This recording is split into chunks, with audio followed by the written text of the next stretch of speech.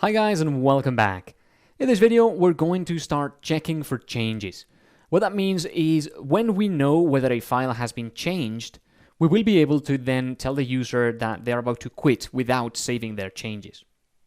So it's important that a text editor has this functionality just in case they close it by accident.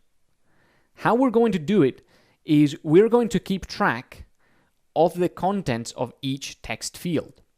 And when the contents change, then we will mark that specific text field as modified. Okay, so how we're going to do that specifically is we're going to define a variable called text contents, and it's going to be a dictionary.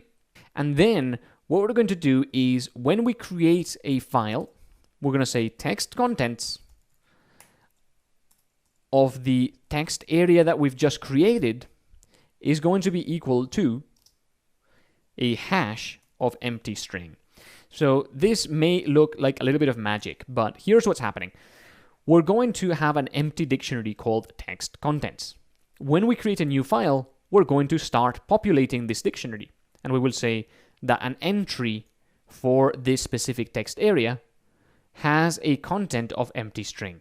Now we're not going to put the actual content in the dictionary, we're going to put a hash of the content. Hashing is essentially turning a piece of data of arbitrary length into a piece of data of specific length. So no matter how long the contents of a file are, when we hash them, they will become a certain length. That's so that if we have very long files, we don't have them all inside a dictionary, we only have a hash of the contents. If the file contents change, the hash will change. So this is just as good for keeping track of whether something's changed or not. So whenever we create an empty file or a new file, that is going to have a hash of empty string.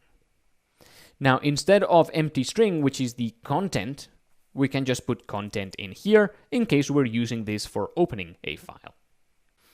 Next up, we do want to make sure that when we save a file, this text contents gets updated.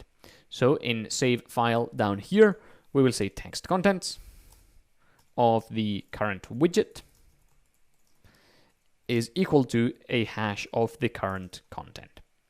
Now, str of text widget actually gives you the name of the widget, and you can have a look at it when you, for example, create a